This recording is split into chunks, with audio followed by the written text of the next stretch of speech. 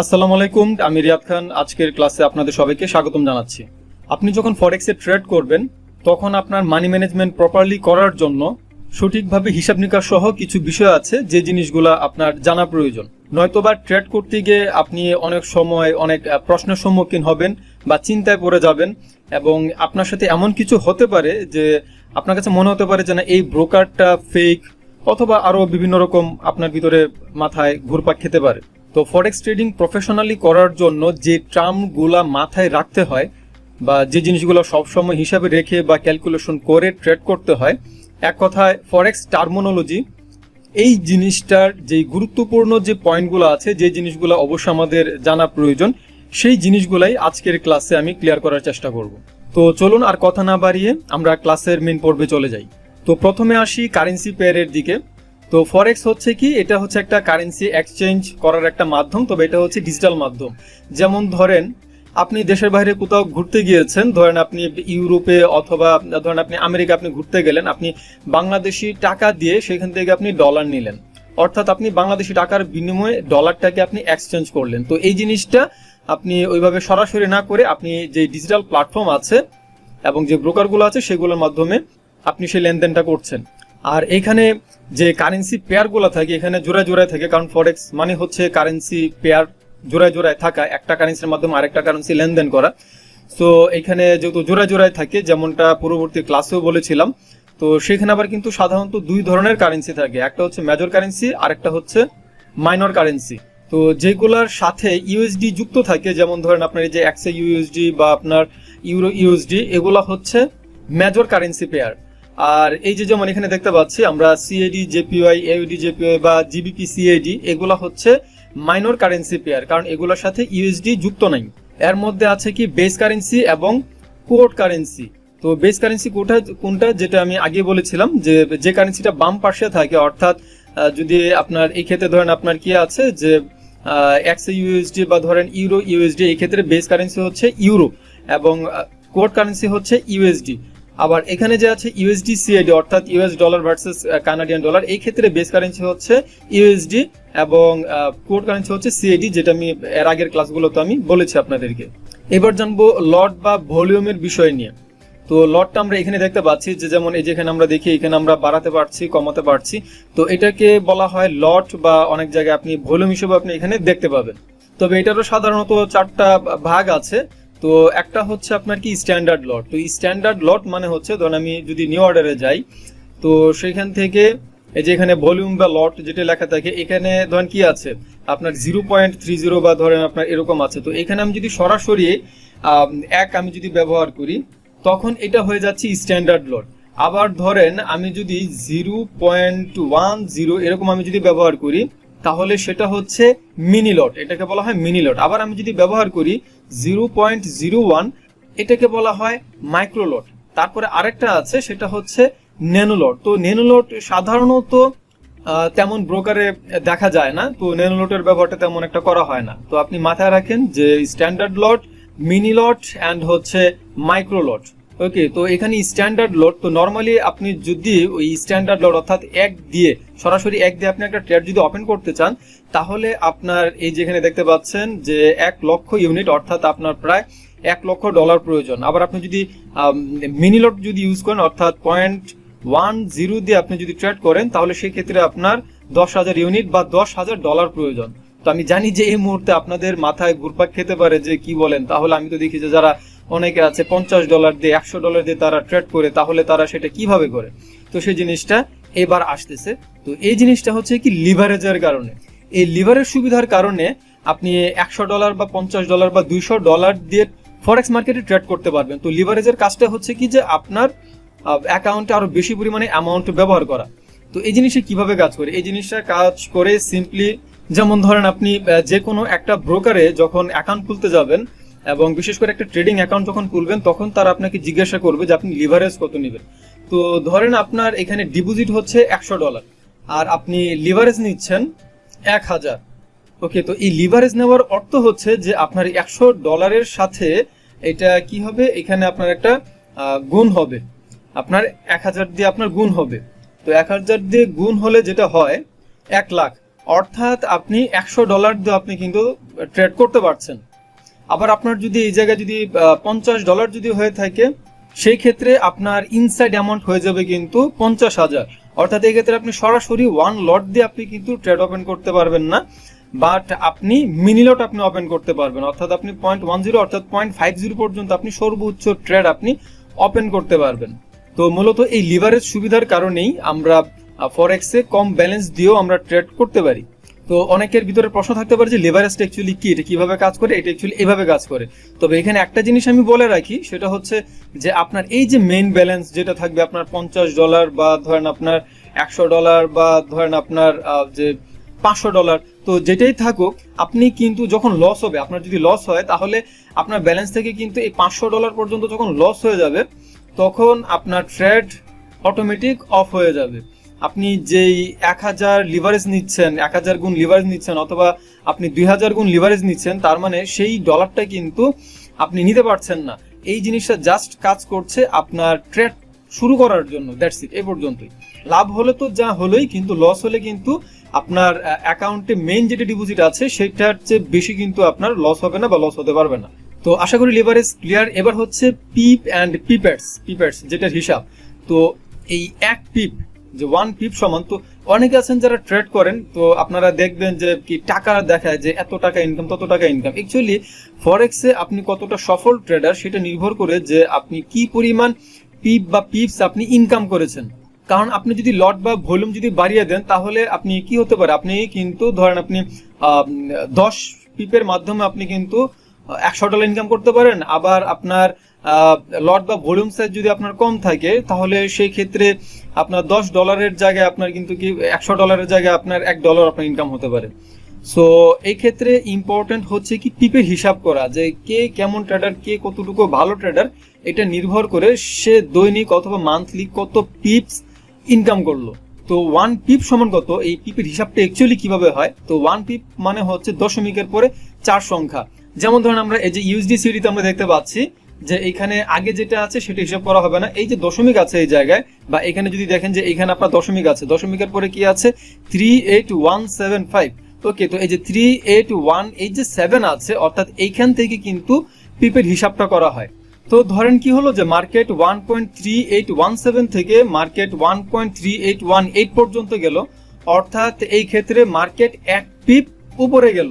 অথবা এইখানে যদি আপনার এরকম হয় 1.6 মনে করেন হলো এই জায়গায়, তার মানে কি মার্কেট 1 পিপ নিচে নামলো।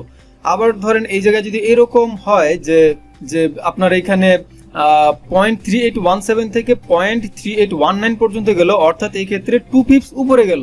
তো একই রকম ভাবে যদি এরকম হয় যে মার্কেট 1.3817 থেকে 1.3811 পর্যন্ত গেল, অর্থাৎ এই যে পয়েন্টের পরের যে হিসাবটা, এটার অর্থ দাঁড়াচ্ছে মার্কেট 6 পিপস নিচে নেমেছে। এই যে মার্কেট উপরে যায় নিচে যায়, এখানে কিন্তু এ হচ্ছে পিপসের হিসাব। আর এই পিপসের হিসাবটা খুবই গুরুত্বপূর্ণ, কারণ আপনি প্রপার মানি ম্যানেজমেন্ট, কারণ আপনি একটা যে যখন আপনি একটা ট্রেড করবেন, সেই ট্রেডটাতে আপনি কত পার্সেন্ট আপনি রিস্ক নেবেন, কারণ আমাদের নেক্সট ক্লাস থাকবে কিন্তু রিস্ক অ্যান্ড মানি ম্যানেজমেন্ট নিয়ে। তো তখন কিন্তু আপনার এই পিপসের যে হিসাবটা আছে, এই জিনিসটা কিন্তু খুব প্রয়োজন পড়বে।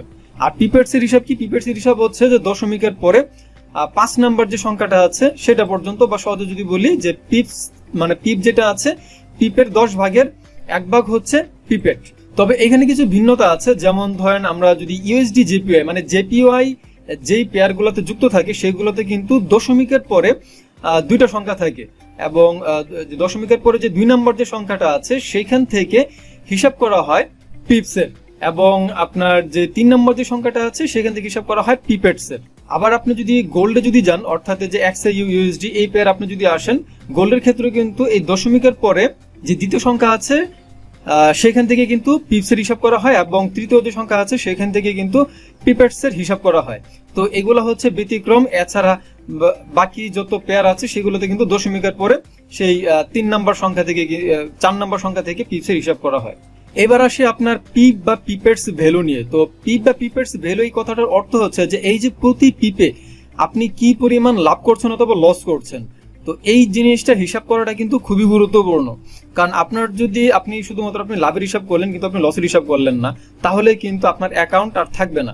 তো আপনার অ্যাকাউন্টকে যদি টিকে রাখতে চান এবং রিস্ক ফ্রি যদি রাখতে চান, তাহলে সেই ক্ষেত্রে অবশ্যই আপনাকে পিপের হিসাবটা বা প্রতি পিপে আপনার কেমন কি লস হচ্ছে বা লাভ হচ্ছে সেই জিনিসটা কিন্তু আপনাকে হিসাব করতে হবে। তো পিপ ভ্যালু মানে কি? পিপ ভ্যালু মানে হচ্ছে যে one pip divided by exchange rate into unit size. তো এটা আমরা একটু যদি ক্যালকুলেট করি, তো ওয়ান পিপ মানে কত? ওয়ান পিপ মানে হচ্ছে 0.001। আচ্ছা, এটার জন্য আমরা একটু ক্যালকুলেটর ব্যবহার করি। তো ওয়ান পিপ সমান হচ্ছে 0. ধরেন আপনার কি 0.01, এ হচ্ছে এক পিপ।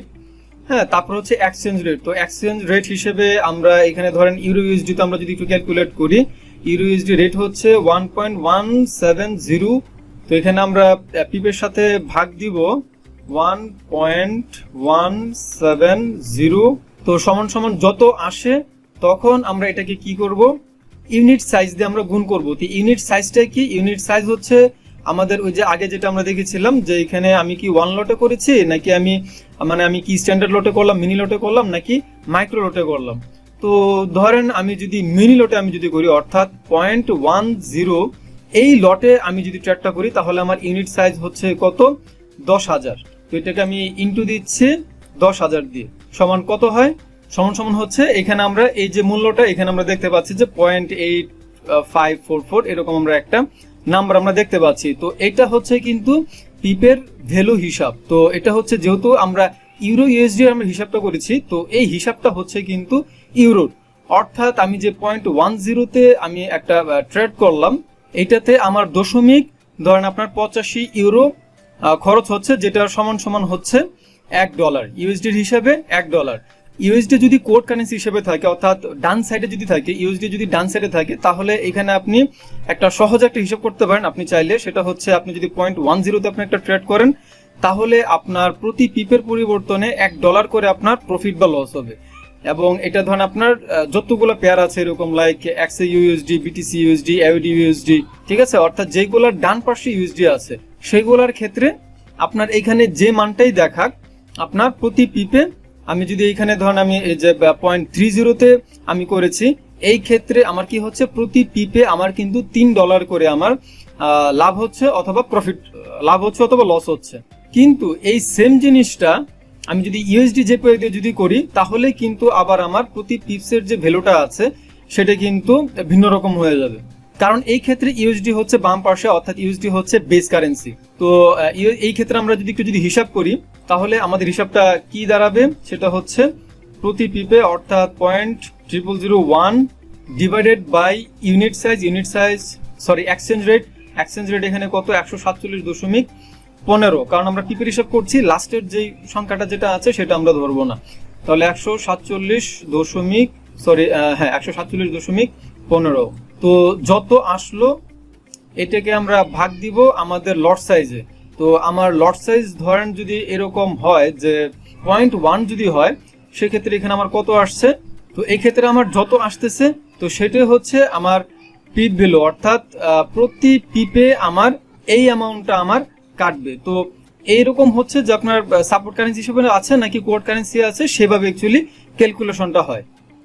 এবং আপনি যদি পিপেট ভ্যালু বের করতে চান, জিনিসটা খুবই সিম্পল। আপনি পিপ ভ্যালু বের করার পর সেটাকে আপনি 10 দিয়ে ভাগ দিলে যেটা হবে সেটা হচ্ছে আপনার পিপেটস ভ্যালু। তো এই ক্ষেত্রে আপনাদেরকে আমি একটু যদি সহজ করে দিলে বিষয়টা এরকম হবে, যতগুলা পেয়ার আপনি দেখবেন যে ইউএসডি ডান সাইডে আছে, সেই ক্ষেত্রে আপনি যদি পিপেটস হিসাবে আপনি যদি যান, ধরেন আপনার এই যে এইখানে পঞ্চম যে দশমিকের পরে 5 নাম্বার যে সংখ্যাটা আছে, অথবা ধরেন আপনার দশমিকের পরে যে 3 নাম্বার যে সংখ্যাটা আছে গোল্ডের ক্ষেত্রে, তো সেক্ষেত্রে এখন আমি যদি 0.30 দিয়ে বা এখানে 0.10 দিয়ে আমি যদি করি, তার মানে এই প্রতি যে পিপেটস আছে সেই প্রতি পিপেটসে আমার এই 30 সেন্ট অথবা 10 সেন্ট আমি এখানে যত আমি দিব, বা আমি যদি সরাসরি এক লট বা এক ভলিউম আমি যদি ব্যবহার করি, তার মানে এই 5 নাম্বার বা 3 নাম্বার যে সংখ্যাটা আছে এটার প্রতিটার পরিবর্তনে আমার $1 করে আমার লাভ অথবা লস হবে।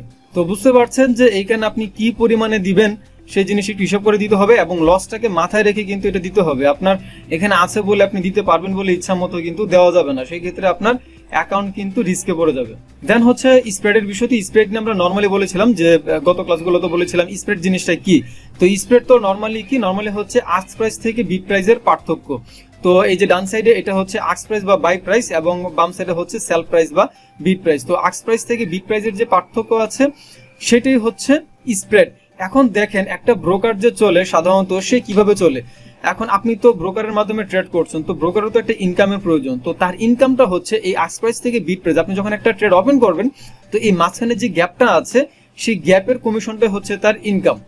অর্থাৎ সহজভাবে যদি বলি কি হচ্ছে এই জায়গায় আপনার স্প্রেড বাবদ যে আপনার যত পিপ বা পিপেটস আসলো সেটার সাথে আপনার যে স্প্রেডটা আছে, আপনার যত পিপ হলো ধরেন এখানে আপনার এখানে কত আছে আমার 3335.21 এবং 3335.37, এখানে আমার গ্যাপ আছে কত প্রায় 16 পিপস।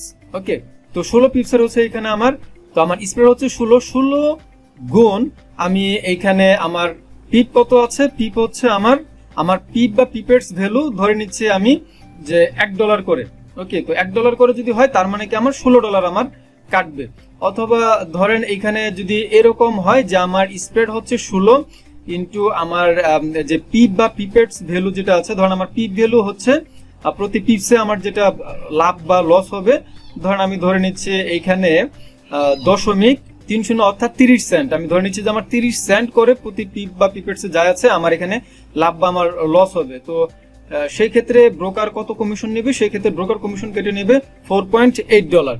তো এইটার মাধ্যমে অ্যাকচুয়ালি ব্রোকার চলে অ্যান্ড এটা হচ্ছে স্প্রেড কমিশন। যে আপনারা দেখেন যে এবং এক এক পেয়ারে কিন্তু এক এক রকম কমিশন কাটে।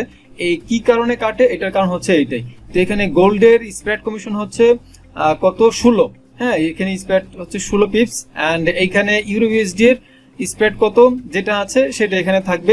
সেক্ষেত্রে ধরেন আপনি কি 06 থেকে 04। ওকে, তো তার মানে এখানে কত হচ্ছে 2, অর্থাৎ আপনার পিপ ভ্যালু যদি থাকে 10 সেন্ট বা ধরেন 30 সেন্ট, তার মানে এখানে আপনার কমিশন কাটবে কত 60 সেন্ট। তো এগুলা এক একটা পেয়ার ভেদে অ্যাকচুয়ালি এক এক রকম হয়।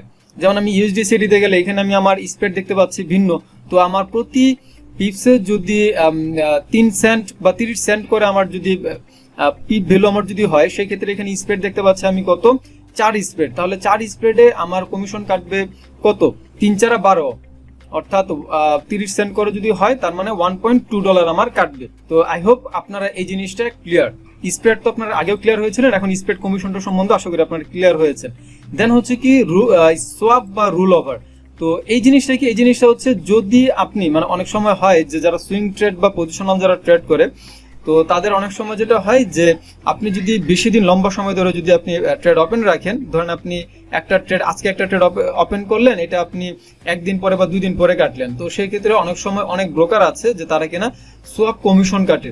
এটা কিভাবে কাটে, এটা কত কাটে, সেটা হচ্ছে কি যে আপনার দুইটা দেশের যে কারেন্সি রেটের যে ইন্টারেস্টটা আছে সেই ইন্টারেস্ট রেটের অনুপাতে তারা প্রতি রাতে বা সেটার যে চেঞ্জটা হয় সেই অনুযায়ী তারা এই সোয়াপ বা রোল ওভার কমিশনটা তারা কাটে। এবং এটা থেকে চাইলে আপনি বাঁচতে পারেন। অনেক ব্রোকার আছে বা অ্যাকাউন্টের ধরন আছে যেগুলাতে এই সোয়াপ কমিশন বা রোল ওভার কমিশন নাই, আপনি সেই টাইপের অ্যাকাউন্ট খুলবেন। দেন আসি আমরা ব্যালেন্স জিনিসটা কি। ব্যালেন্স জিনিসটা হচ্ছে যে আপনার ট্রেড ক্লোজ করার পর যেটা সেটা হচ্ছে আপনার ব্যালেন্স। যেমন ধরুন এই যে এখানে আমরা দেখতে পাচ্ছি যে এখানে আমার ব্যালেন্সটা আছে, তো এখানে আমার ব্যালেন্স কি দেখাচ্ছে 60,047। ওকে, তো এটা হচ্ছে কি আমার ব্যালেন্স। তো আমি আমি ট্রেড করেছি, ট্রেড করার পর সেগুলাকে যেমন ধরুন এখানে আমি ট্রেড করেছি, ট্রেড করার পর আমি ক্লোজ করেছি, সেই ক্লোজের হিসাব টিসাব সবকিছু মিলে দেন হচ্ছে কি আমার এই ব্যালেন্সটা এখানে এসেছে। যেমন ধরেন আমি যদি একটু হিস্ট্রিতে যাই, ধরেন আমি লাস্ট উইকের আমি হিস্ট্রি আমি যদি দেখি, তো এখানে দেখেন এখানে আমি কি করেছে, এখানে আমি কি পরিমাণে আমি ডিপোজিট করেছি এবং কি পরিমাণে আমি উইথড্র করেছি এবং কি পরিমাণে এখানে আমি প্রফিট করেছি। তো এই সব কিছু আমি যখন ডিপোজিট করলাম, আমি উইথড্র করলাম অ্যান্ড আমি প্রফিট করলাম, অথবা এখানে আমার লসও করতে পারি কোনো ট্রেডে, বাট আমি ক্লোজ করেছি সেটা। যেমনটা এখানে আপনারা দেখতে পাচ্ছেন আমি লাভও করেছি, আবার এখানে আমি কিন্তু লসও আমি করেছি। তো আমি লাভ করি লস করি যেটাই করি সেইগুলা কেটে দেওয়ার পর যেটা হয় সেটাই হচ্ছে মূলত ব্যালেন্স। দেন হচ্ছে ইকুইটি জিনিসটা কি, ইকুইটি হচ্ছে আমার ব্যালেন্স প্লাস রানিং প্রফিট অথবা লস। ওকে, তো এই যে আমরা এখানে দেখতে পাচ্ছি ইকুইটি। তো ইকুইটি কি হচ্ছে এই জায়গায় দেখেন, এই যে এখানে আমার দুইটা ট্রেড ধরেন এখানে আমার ওপেন আছে, তো এই যে একটা ট্রেডে আমার এই যে দেখেন যে মুহূর্তের ভিতরে আমার লাভ হচ্ছে অথবা লস হচ্ছে, ঠিক আছে। তো এবং এই যে লাভ বা লস যেটাই হচ্ছে সেটা কিন্তু আমার ইকুইটি দেখা যাচ্ছে। তো যেহেতু ওভারঅল এখানে আমি তুলনামূলকভাবে এখানে আমার কিছু লস আছে, তো এই জন্য আমার ইকুইটি ব্যালেন্স থেকে কিন্তু এখানে আমার কম দেখাচ্ছে। তো এই জিনিসটা অবশ্যই আগের ক্লাসে আপনাদেরকে আমি বলেছিলাম যে ইকুইটি জিনিসটা কি। এখানে আমার যদি প্লাস থাকতো তাহলে কিন্তু ব্যালেন্সে যত আছে তার চেয়ে বেশি আমার ইকুইটিতে দেখাতো, বাট ব্যালেন্সে যত আছে তার চেয়ে এখানে আমার যেহেতু মাইনাস আছে এই জন্য কিন্তু আমার এখানে ব্যালেন্সের চেয়ে আমার কম দেখাচ্ছে। সো ইকুইটি হচ্ছে যে কি, আপনি এই মুহূর্তে আপনি যদি এই ট্রেডগুলোকে যদি কেটে দেন, কেটে দেওয়ার পর আপনার নেক্সট ব্যালেন্স কত হবে সেটি হচ্ছে মূলত ইকুইটির বিষয়টা।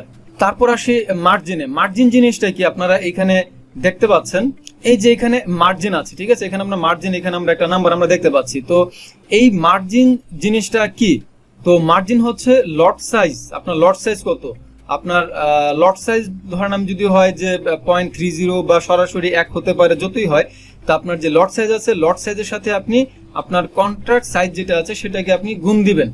যেমন এখানে কন্ট্রাক্ট সাইজটা কি, কন্ট্রাক্ট সাইজ হচ্ছে এইটা, যে এখানে আমরা যেই সাইজটা আমরা দেখতে পাচ্ছি, যেমন স্ট্যান্ডার্ড লট অনুযায়ী আমরা যত ইউনিট দেখতে পাচ্ছি এটাকে কিন্তু আবার বলে কন্ট্রাক্ট সাইজ হিসেবে কিন্তু বলে।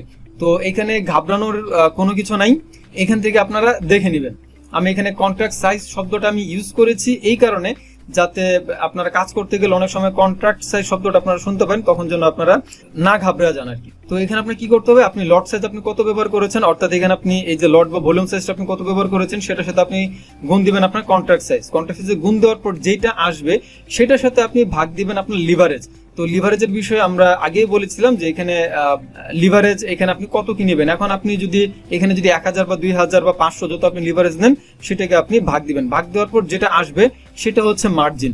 আর এই মার্জিন জিনিসের অর্থ হচ্ছে যে আপনার যে ব্যালেন্সটা আছে সেই ব্যালেন্স থেকে কি পরিমাণ ব্যালেন্স বুকড হয়ে আছে। তো এখানে দেখেন আমি যে দুইটা ট্রেড আমি ওপেন করেছি সেখান থেকে আমার মার্জিন এখানে কত নিয়ে নিয়েছে 529। তো এটাই হচ্ছে মার্জিন, যে কি পরিমাণ ব্যালেন্স আমার এখানে ব্যবহার হয়ে গিয়েছে। দেন হচ্ছে কি ফ্রি মার্জিন। তো ফ্রি মার্জিন জিনিসটা কি আশা করি আপনারা অলরেডি একটু বুঝতে পেরেছেন। ফ্রি মার্জিন হচ্ছে এই যে আমরা আমার যে ইকুইটি দেখতে পাচ্ছেন এই ইকুইটি থেকে আমার যে পরিমাণ মার্জিন অলরেডি ব্যবহার করা হয়ে গিয়েছে সেটাকে বাদ দিলে যেটা থাকে সেটাই হচ্ছে আমার ফ্রি মার্জিন। তো এই যে দেখেন আমার মার্জিনটা কিন্তু এখানে কিন্তু পরিবর্তন হচ্ছে না, অর্থাৎ কি পরিমাণ ব্যালেন্স আমার ব্যবহার করা হয়ে গেছে সে আমার ব্যালেন্স থেকে সেটা কিন্তু এখানে দেখাচ্ছে, এটা কিন্তু পরিবর্তন হচ্ছে, কিন্তু ফ্রি মার্জিন কিন্তু পরিবর্তন হচ্ছে, কারণ ফ্রি মার্জিনের সাথে আমার ইকুইটির একটা সম্পর্ক আছে। তো ইকুইটি থেকে আমি মার্জিন যখন বাদ দিব দেন হচ্ছে আমি যেটা পাবো সেটা হচ্ছে আমার ফ্রি মার্জিন। অর্থাৎ এই যে অ্যামাউন্টটা এখানে দেখা যাচ্ছে এই অ্যামাউন্টের এগেনস্টে আমি আরো ট্রেড ওপেন করতে পারবো। তো আমার ফ্রি মার্জিন যদি না থাকে তাহলে আমি কিন্তু নতুন করে ট্রেড ওপেন করতে পারবো না। দেন যে জিনিসটা আছে সেটা হচ্ছে মার্জিন লেভেল। তো মার্জিন লেভেল জিনিসটা কি, মার্জিন লেভেল হচ্ছে ইকুইটি থেকে আপনার যে ইউজড মার্জিন আছে সেটাকে আপনি ভাগ দিবেন। অর্থাৎ এই যে আপনার যে ইকুইটি আছে সেই ইকুইটি থেকে আপনার ইউজড মার্জিন কোনটা, অর্থাৎ এই যে মার্জিন যেটা লেখা আছে এখানে ইউজড মার্জিন লেখা থাকে না, এখানে শুধু মার্জিন লেখা থাকে। তো আপনার ইকুইটি থেকে আপনার যে মার্জিন আছে সেটাকে আপনি ভাগ দিবেন, ভাগ দিয়ে আপনি শতকরা দিয়ে গুণ দিবেন, অথবা আপনি 100 দিয়ে গুণ দিবেন। 100 দিয়ে গুণ দিলে যেটা আপনি পাবেন সেটা হচ্ছে মার্জিন লেভেল। তো এই যে আমরা দেখতে পাচ্ছি এখানে যেটা আছে এটা হচ্ছে কি মার্জিন লেভেল, যেটা কিনা পার্সেন্টেজ আকারে এখানে উল্লেখ করা আছে।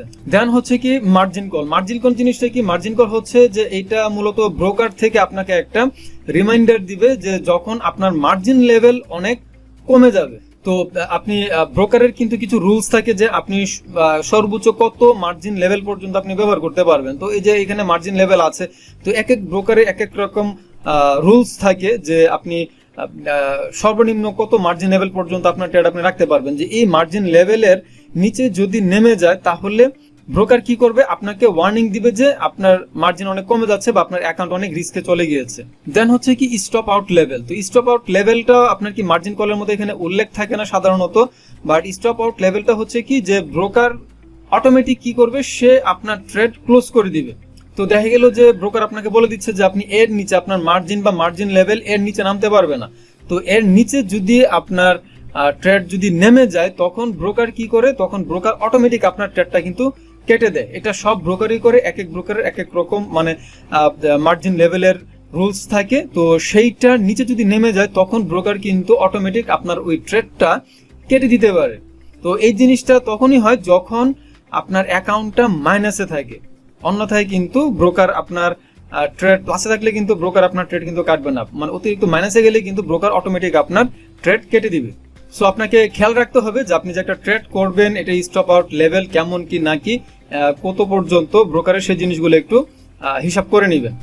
আচ্ছা, দেন হচ্ছে কি take profit and stop loss. তো টেক প্রফিট স্টপ লস জিনিসটা কি, এটা হচ্ছে খুবই সিম্পল একটা জিনিস, যে কি আপনি যে ট্রেড করছেন সেটাকে কি করে একটু কন্ট্রোল করে ফেলা বা লিমিট করে দেওয়া। অর্থাৎ আপনার লাভ যদি হয় তাহলে সর্বোচ্চ কতটুকু লাভ হবে, আপনার যদি লস হয় তাহলে সর্বনিম্ন কতটুকু লস হবে, সেটা সেট করে দেওয়া। তাহলে কি হবে, আপনার ওই লেভেলে গিয়ে অটোমেটিক আপনার ট্রেড ক্লোজ হয়ে যাবে।